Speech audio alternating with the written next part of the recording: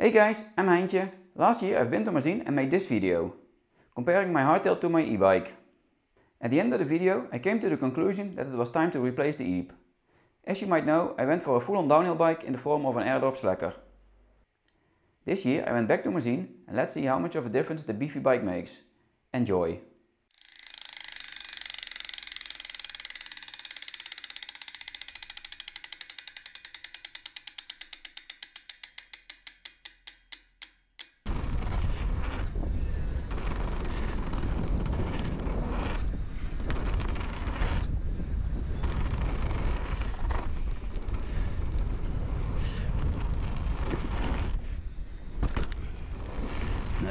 It makes sense to start off with day 1, however, I've been thinking about skipping this day altogether for the video.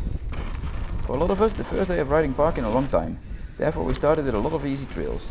And how much I love my new downhill bike, I'm not gonna lie, this day the bike was so much overkill. Everything I've ridden this day, I'm sure I could have done on the hardtail as well, and probably even having more fun while doing so. One situation I do have to mention is this incident. Turned out this was a roller, not a drop. I'm not sure this would have ended the same way on my hardtail.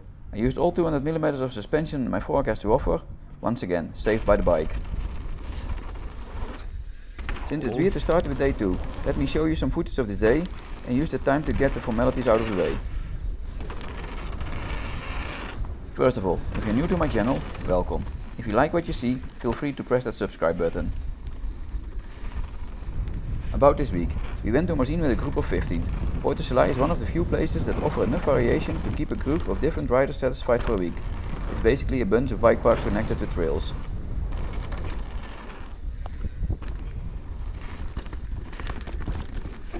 Now a lot of trails are float trails. There are some tech trails but not as many. Depending on your preferred riding style, this might become an issue. However, there are a few bike parks close by that you can visit for your doses of tech trails, but those are for separate videos, so stay tuned for those. One more thing Morzine is famous for are the unofficial trails, the so-called steeps or freeride lines. Most of the time lines that just go straight down the mountain. As you can see, it was a bit wet this day. Let me say, most of them are already a challenge in dry conditions, but it didn't stop us from trying. Of course, on the GoPro everything looks grippy, but trust me, it was slippery as fuck. Some of them are really easy to find, others you really have to know. Hell, I don't even remember where to find some trails I've ridden this week. If you want to ride these trails, you best find someone who knows them to ride with.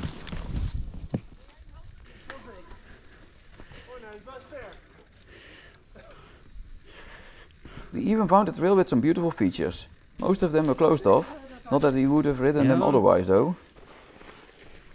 Only one feature looks doable, even easy.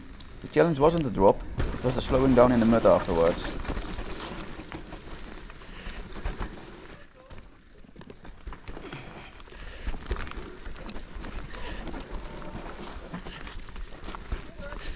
Kijk Mike, zo doe je dat.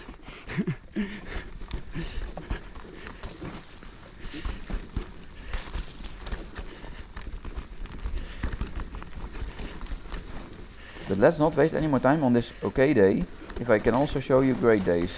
So let's move on to day 2, shall we?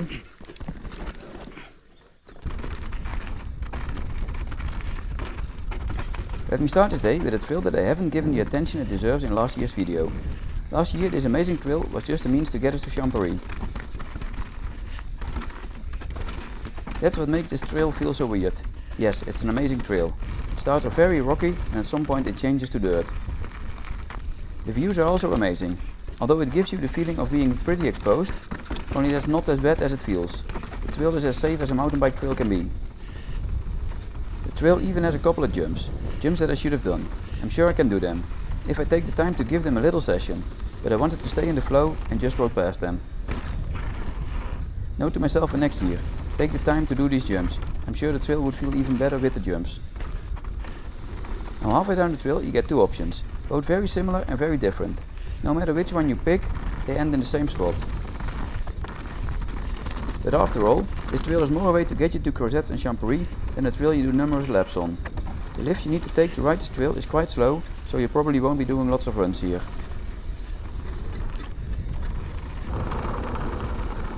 At least we didn't. We did however do multiple runs at Cosette's, a trail I've done only once last year, so I couldn't really remember it. Thankfully I still have the footage, and man, did they do an overhaul on this trail. It got a lot wider and the berms got bigger, allowing you to go so much faster now. This is also where the downhill bike really started to make sense to me. Up until this point I never liked berms that much. I always saw them as a necessary evil to change direction, but now I got the confidence to enter them faster than I usually do, even pushing through them, increasing the exit speed even more. Such a great feeling.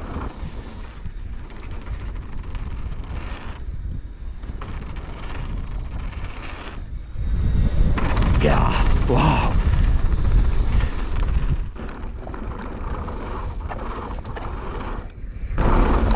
Whee!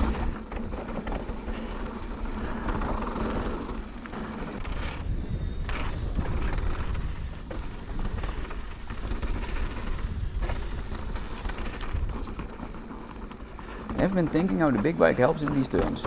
The only thing I can come up with is the fact that the suspension simply eats all the small bumps. So I don't have to worry about the surface of the berm, therefore I can look further ahead.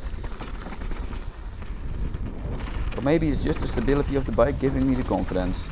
Anyway, this is a huge progression for me, something that opens a lot more trails in the future.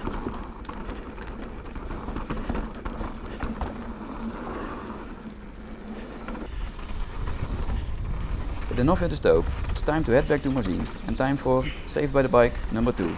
This time I entered the bridge from a terrible angle and off balance. Oh shit. At first I wanted to put the foot out, only just in time realizing that there's no ground to place my foot on. So in that split second I decided to keep my feet on the pedal. Zo.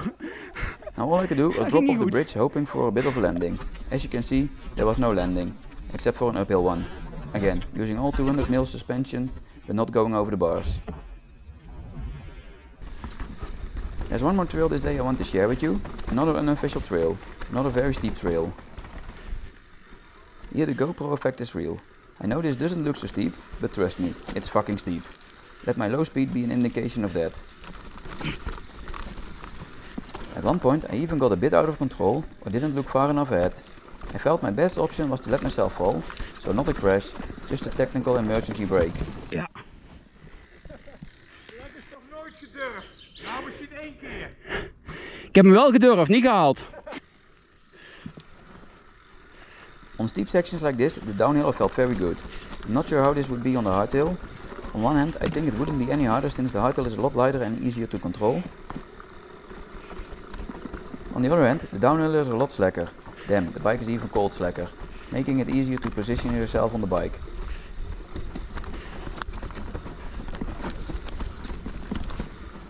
Anyway, I got down safe. Time to move on to the next day. Nee, je moet gewoon die bocht in. Yes, you've seen it right. I went from day 2 straight to day 4. And no, day 3 wasn't the rest day. That day we went to Samrens, a bike park worthy of a future video. For some of us this day, day 4 was the rest day. Not for me. Well, in a weird way it was. I got almost 2 hours of footage, so yeah, I did a lot of riding this day. However, the majority of riding was on easy flow trails. Samrens was steep and technical, something I really felt in my hands. Therefore I opted for trails not that hard on the hands. One of those trails you are watching now. Not too rough, not too much braking required, just fun riding. Only most of it is not very interesting for the video, but before I go to day 5, there are a few sections I want to address.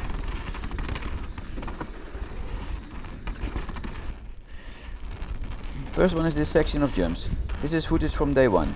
Here I had some bad lines and lack commitment. Well, this day was perfect to clean it up.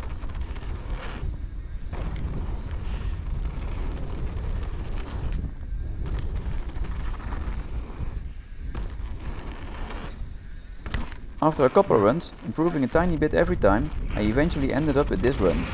Yeah, here I could have taken the side kicker and I could have gone bigger on the hip jump, but I'm pretty happy with it.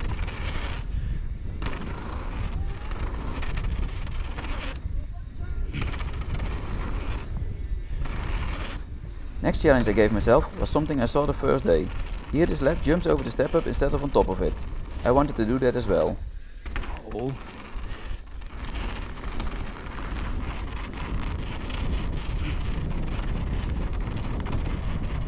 In order to stand the chance, I had to sprint flat out from the tunnel to the jump, and then it still was a pretty hard one. Until...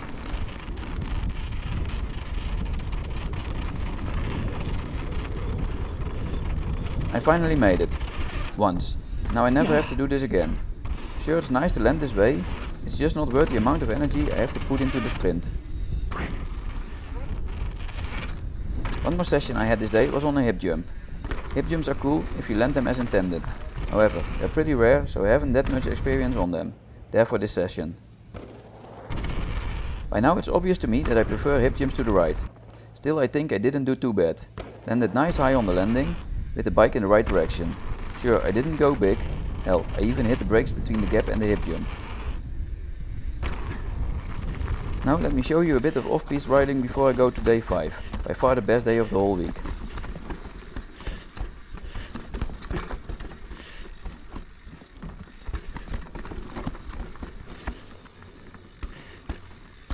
This day the plan was to go to Châtel. Last year I didn't really enjoy it there on the hardtail, so let's see how it is on the downhill bike. Unfortunately, one lift needed to get to Châtel was out of order, so we decided to go back to Morzine. And no, of course, we did not take the gondola down, not if there are trails down as well.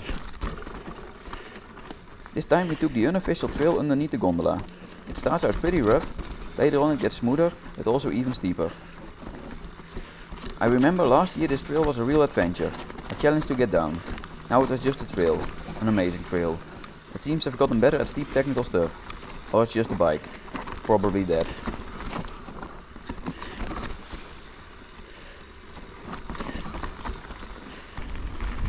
Now I've joined a friend whose goal it was to do 10 runs of Plainly Black.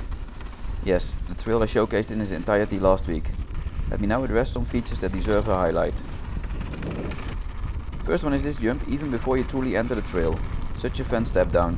Unfortunately it's a bit tricky to do in traffic, so I couldn't do it every run. It starts with the wood section that ends with a jump. A jump I forgot every time, and by the time I see the jump it's already too late to set up for it. Eventually I got pretty close to nailing it though. Next is a jump into the trees. If you nail this one you can skip all the roots, making you feel like a pro. However, if you go too fast, well then the turn might become an issue. Now for the main feature of the line, a big gap jump. The first few runs I slalomed around it. Since that's such a flow killer, I wanted to jump it. It measured 8 meters, probably one of the biggest gaps I've ever done. It's also a tricky jump to session, it's in a fast and blind section of a busy trail. What eventually helped me was to see some others clear the jump. It was obviously they didn't have to pop. This gave me the confidence, knowing that if necessary I can always pop. So next run I just went for it.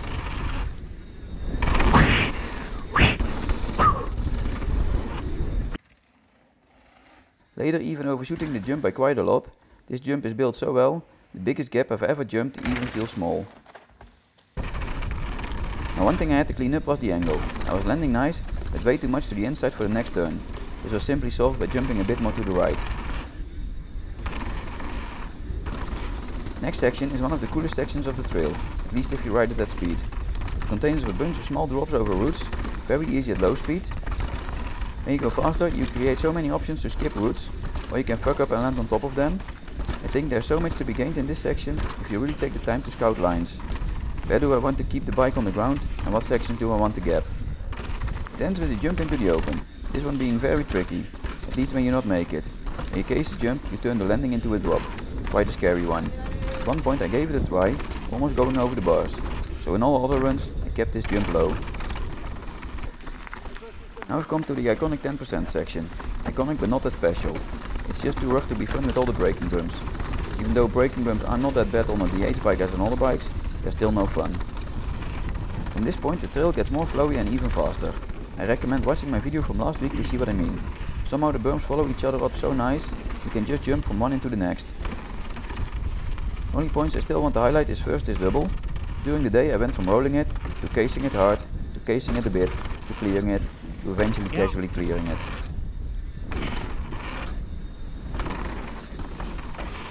And last is this high speed section. Again a section where you can really see the progression during the day. From basically rolling it to almost jumping into the turn, simply by building up my cornering confidence over the day.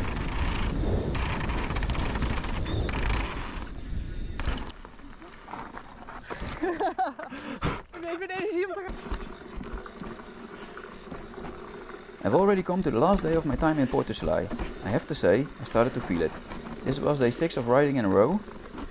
After a bit of warming up, we went for one of the many steeps. Here I really noticed my focus wasn't 100% anymore, resulting in a couple of small incidents.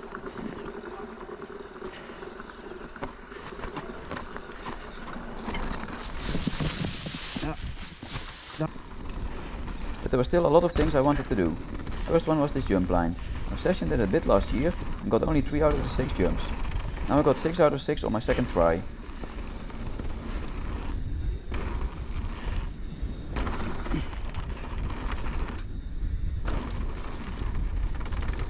Next on the to-do list was a trail I hadn't ridden before. It's a cool one, so let me show you the full run while I'll finally answer the main question of this video. Is it worth getting a downhill bike? The short answer is yes, abso-fucking-lutely. Compared to my Kenevo e-bike that had 180mm of suspension, this bike is so much better. Maybe the 20mm of extra suspension isn't that big, it's mostly the stability the bike provides that makes a huge difference.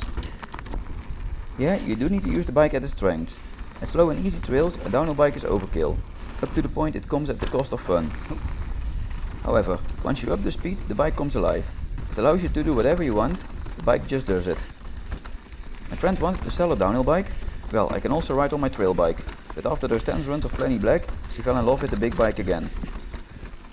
Sure, you can ride bike parks on a trail bike, or should I say, you can get to the bottom on a trail bike. You sure as hell can't attack a trail like on a downhill bike. Another friend rented a downhiller for a day. The fact that he basically booked one for next year already should say enough about his experience with the bike. Even if you're not a fast rider, the confidence the bikes give you makes you faster in a couple of days. The forgiveness of the suspension also enables you to do more and bigger stuff than you ever done before. And lastly, the comfort makes the rides less fatiguing, allowing you to do even more runs. Altogether, a downhill bike is amazing. It helps so much pushing your skills. Of course, the downside of a downhill bike is that it's only good at going down, so you can only use it with an uplift service. This might limit the use of a DH bike for a lot of people, so even I would recommend a downhiller, buying one might not be the best option for everyone, but hey, renting might be. With that conclusion, I've come to the end of an amazing week and to the end of the video. You're also a hero if you're still watching at this point. I truly appreciate it. Of course, a huge shout out to all my friends who made this week to the success it was. And thank you for watching. As always, I hope to see you back for my next video. In the meantime, why not leave a comment? Or just have fun riding. Houdoe!